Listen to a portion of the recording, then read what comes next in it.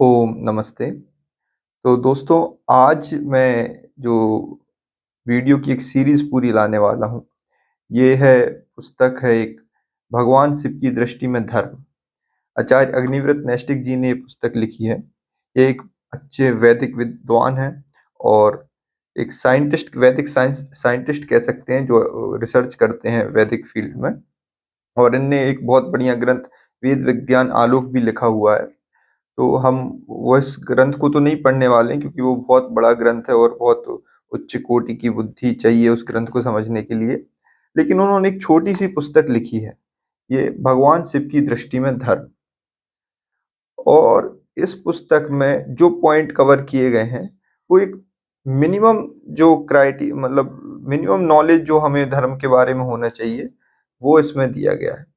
तो एक एक करके हम बड़ी सरलता से धर्म क्या है और जीवन को जीने के तरीके क्या है, उसके बारे में पढ़ेंगे। तो आज जो हम पहला चैप्टर पढ़ेंगे, उसका शीर्षक है भगवान शिव के अनुसार धर्म का पहला लक्षण। तो धर्म का पहला लक्षण क्या है, वह हम पढ़ेंगे। तो शुरू होता है, ओम यो भूतंच भव्यंच सर्वं यश्चाधिष्ठति सर्वस्य च केवलम तस्मै ज्येष्ठाय ब्रह्मणे नमः। ये अथर्ववेद का मंत्र इसमें लिखा गया है। और दोस्तों, मैं बता दूं कि मैं कोई संस्कृत विद्वान नहीं हूँ, स्कॉलर नहीं हूँ, तो संस्कृत पढ़ने में मुझसे त्रुटियां हो सकती हैं। मैं एक इंजीनियर हूँ, नॉर्मल सा आप लोग की तरह ही। तो इसलिए मेरी संस्कृत की त्रुटियां ना निकालें, बस मैं पढ़ने की कोशिश कर रहा हूँ, तो मैं पढ़ देता हूँ। फिर आगे पढ़ते हैं। अब हम महाभारत के आधार भगवान शिव के उपदेशों का वर्णन प्रारंभ करते हैं। महाभारत के अनुशासन पर्व में दान धर्म पर्व के अंतर्गत भगवती उमा महादेव शिव से प्रश्न करती हैं कि धर्मम किम लक्षणः प्रोक्तः कथम व चरुतम नरेह शाक्यो धर्मम विंद द्विधर्मज्ञ वद में प्रभो। अर्थात प्रभु, धर्मज्ञ धर्म का क्या लक्षण है, तथा जो धर्म को नहीं जानते वे धर्म का आचरण कैसे कर सकते हैं। यह प्रश्न किया भगवती उमा महादेव ने भगवती उमा ने महादेव शिव से। आज धर्म की परिभाषा बाहरी लक्षणों को देखकर की जाती है। कोई दाढ़ी को देखता है, कोई चोटी को देखता है, कोई यज्ञोपवीत देखता है, तो कोई संध्या करते हुए देखता है, कोई यज्ञ करते हुए देखता है, कोई नमाज पढ़ते हुए, कोई प्रार्थना करते हुए देखता है। इनमें से कोई भी धर्म का लक्षण नहीं है। संध्या करना भी धर्म का लक्षण नहीं है। संध्या करने से हमारे अंदर जो गुण पैदा होंगे, वे धर्म के लक्षण होंगे। संध्या करते समय और हमारे अंदर धर्म के लक्षण ना आवे, तो संध्या धर्म नहीं है।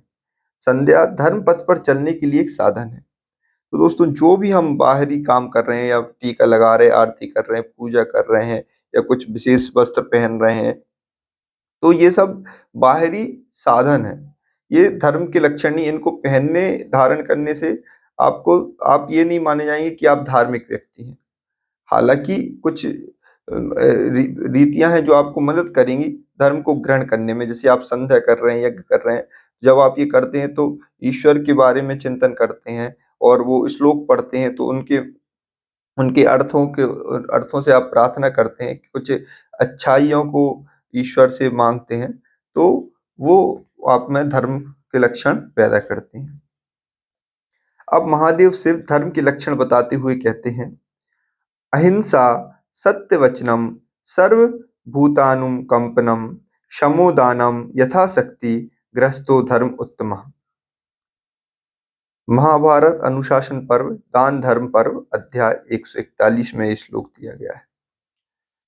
श्री महेश्वर ने कहा, देवी, किसी भी जीव की हिंसा ना करना, सत्य बोलना, सब प्राणियों पर दया करना, मन और इंद्रियों पर नियंत्रण रखना तथा अपनी शक्ति के अनुसार दान देना गृहस्थ आश्रम का उत्तम धर्म है।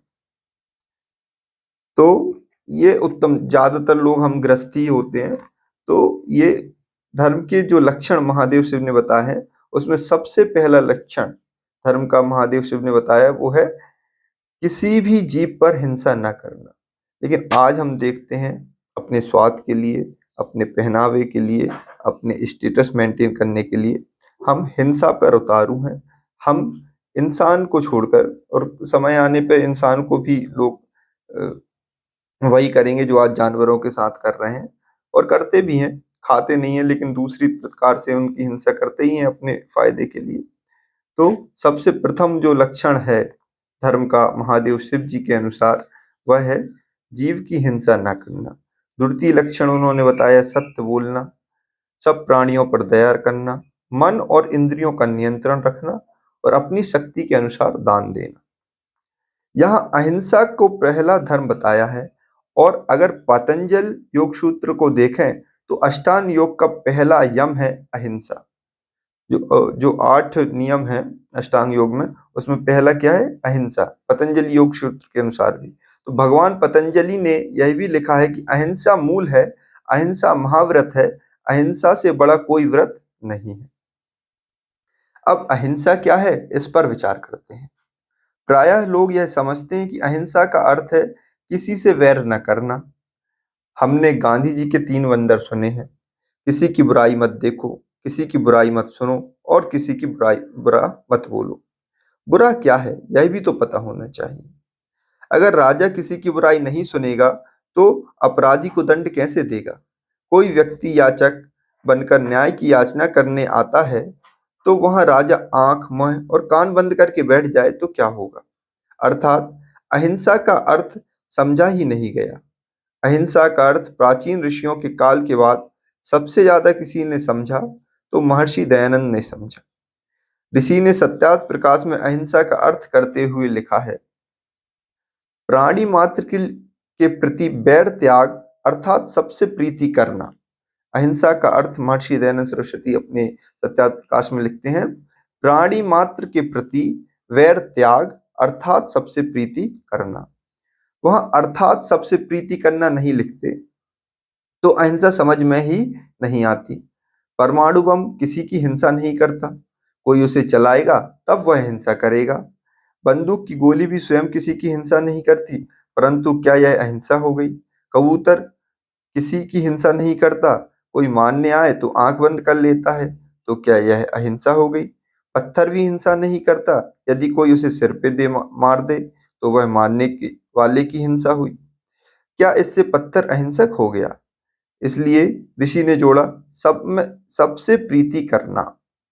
उधर महर्षि व्यास ने योग दर्शन के भाष्य में अहिंसा की परिभाषा करते हुए लिखा है, सर्वथा सर्वदा सर्वभूतानाम अनविद्रोहा सा अहिंसा। योग दर्शन में श्लोक है, सर्वथा सब प्रकार से, सर्वदा सभी कालों में, सर्वभूतानाम सभी जीवों के प्रति द्रोह नहीं होना चाहिए, सा अहिंसा वह अहिंसा है। जब न्यायाधीश किसी को दंड देता है तो उसके मन में द्रोह की भावना नहीं होती, अब तो न्याय की भावना होती है। यह भावना होती है कि जो पीड़ित है उसको न्याय मिलेगा और अपराधी का सुधार भी होगा। अगर न्यायाधीश अहिंसा का अर्थ यही ग्रहण करे कि किसी से वैर न करना अर्थात अपराधी को दंड न देना, तो अपराध बढ़ेंगे। इसके लिए न्यायाधीश ही उत्तराधिकारी होगा। इसलिए अहिंसा का अर्थ हुआ किसी से द्रोह न करना। न्यायार्थ किसी को मारना हिंसा नहीं, अब तो अहिंसा है। इससे अनेकों के प्राण बचेंगे। इसलिए डाकू को दंड देना अहिंसा के अंतर्गत आता है, हिंसा के अंतर्गत नहीं। अब दूसरी बात, सबसे प्रीति करना। दुष्ट को दंड देना वैसे कठिन कार्य है। दुष्ट अगर कमजोर है तो कोई भी दंड दे देगा, लेकिन बलवान है तो दंड देने का साहस कौन करेगा? ऋषि दयानंद ने मनुष्य की परिभाषा बताते हुए कहा, अन्यायकारी बलवान से कभी न डरे।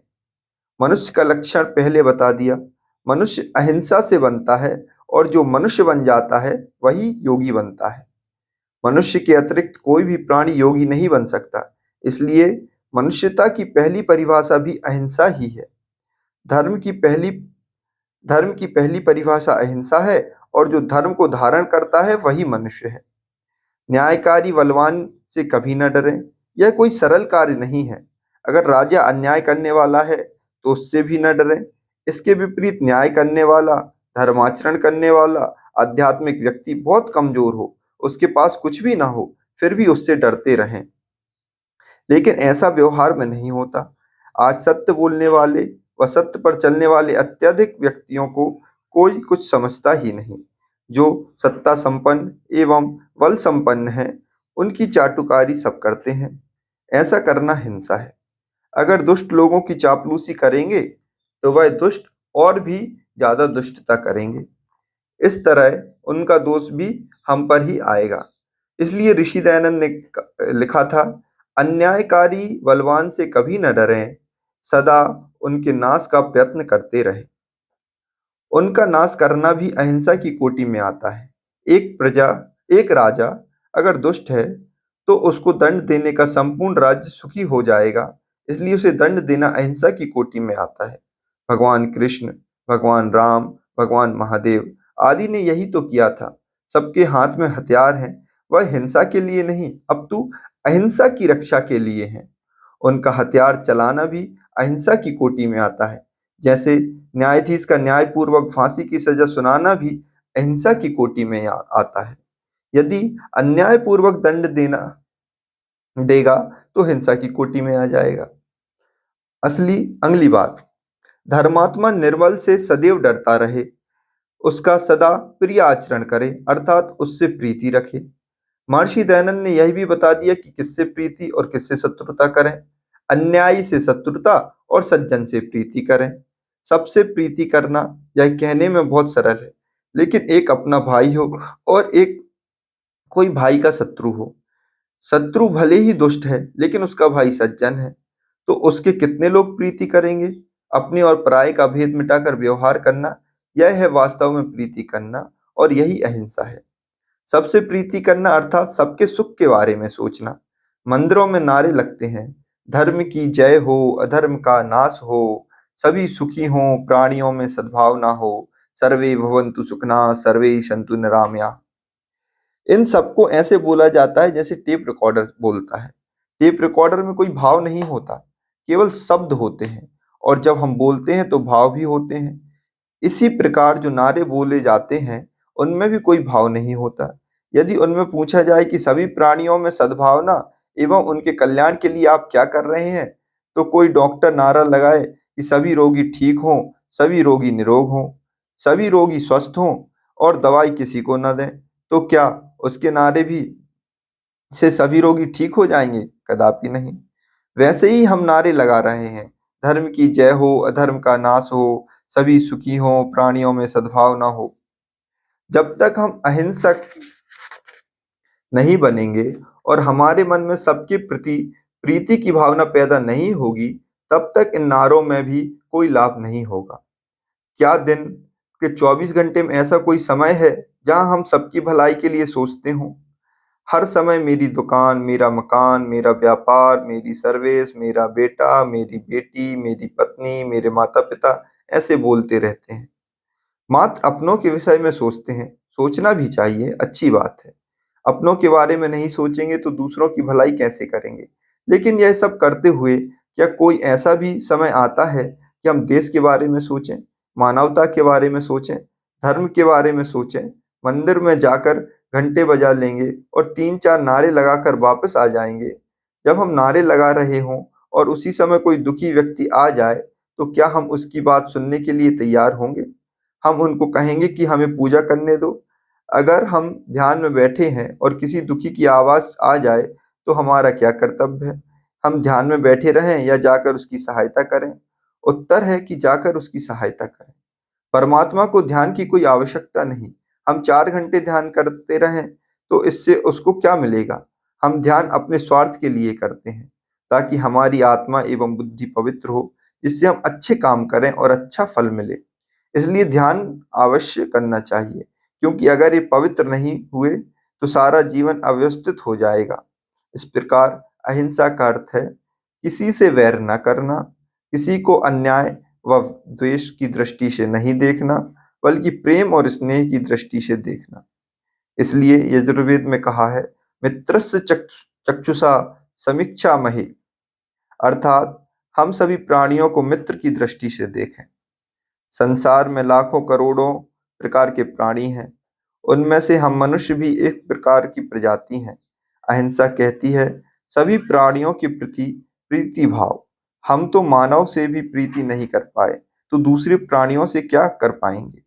स्वयं को छोड़कर बाकी सबको हमने अपना भोजन बना लिया है। जिसको भी खाया जा सकता था उसको मनुष्य खाने का प्रयास कर रहा है। जहाँ अहिंसा कहती है कि सबसे प्रीति करो, वहाँ हमने सब प्राणियों को खाना ही अपना धर्म बना लिया। हम ऐसा बोलते हैं कि हम क्या खाएंगे यह हम तय करेंगे, दूसरा कौन तय कर सकता है। यह तो हमारी स्वतंत्रता है। इसके लिए अधिकारों की आवाज उठती है कि हमें खाने का अधिकार है। मैं गाय खाऊं या कुछ और, यह मेरा अधिकार है। गौहत्या बंद करने का मैं से क्या होगा। इसी कारण गौहत्या आज तक बंद नहीं हो पाई। अब रह गए हम मनुष्य, उनमें से भी एक दूसरे को खाने की बात कर रहे हैं। विश्व में 7-8 अरब मनुष्य हैं, उनमें से हम कितनों का भला चाहते हैं। महादेव शिव की परिभाषा तो यही थी कि कोई भी हमारा कारण दुखी ना हो, पर दुष्ट को दंड देने का व आत्मरक्षा का अधिकार सबको है। जैसे हिंसा कई प्रकार की होती है, वैसे भी अहिंसा कई प्रकार की होती है। इसकी बात हम आगे करेंगे। तो दोस्तों, ये पहला अध्याय था और इसमें पहला जो संदेश है, धर्म का पहला लक्षण महादेव शिव जी के द्वारा हम मनुष्यों को बताया गया है कि अहिंसा धर्म का पहला लक्षण है, क्योंकि अहिंसा ही आपको मनुष्य बनाती है और जो मनुष्य होता है वही धर्म को धारण कर सकता है। इसलिए हम सब विचार करें कि हम कहाँ कहाँ अहिंसा करते हैं। अहिंसा सिर्फ खाने में नहीं है, अहिंसा लोगों के प्रति भी हम करते हैं और छोटी छोटी अहिंसा हम आए दिन करते रहते हैं।